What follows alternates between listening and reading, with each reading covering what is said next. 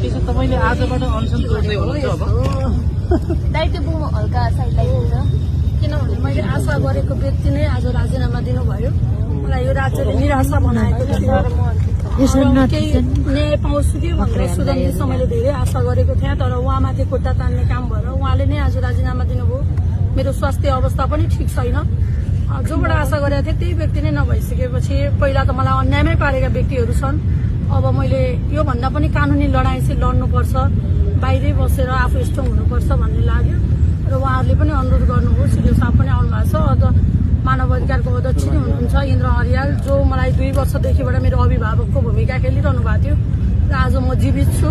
उहाँले पनि होइन तिमी बाँच्नुपर्छ, हरेक दिदीबहिनीको मुद्दा लडिरहेछौ, अरूको लागि पनि तिमी बाँच्नुपर्छ, समाजको लागि भन्नुभयो र मैले चाहिँ ठिकै छ भनेर यो अनसन गर्न लाग्यो। गृहमन्त्रीले राजीनामा दिए पनि न्याय प्रणाली त हुइ नै रहन्छ नि। यस्तो छ किनभने म रवि लामिछाने हुँदाखेरि भिक्टिम भएको थिएँ। उहाँकै कारणले मेरो मुद्दा पटक पटक तामेलीमा राख्यो। सुदनजीसँग हामीले आशा गरेका थियौँ। जेएनजीको मर्म र भावनामाथि आज धेरै चोट पुगेको छ। म धेरै बोल्दिनँ। म उहाँ पनि हुनुहुन्न र अर्को कुरा मेरो स्वास्थ्यले साथ दिएको छैन। सिडिओ साहबले नै अनुरोध गर्नुभयो र विशेष गरेर दाइले होइन तिमी बाँच्नुपर्छ, यसरी हुँदैन, एउटा छोरी मान्छे सडकमा नपल्ट भनिसकेपछि मैले अरू दिदीबहिनी बचाउनको लागि पनि म आफू उठ्नुपर्छ भन्ने लाग्यो र म उठ्न लागेको।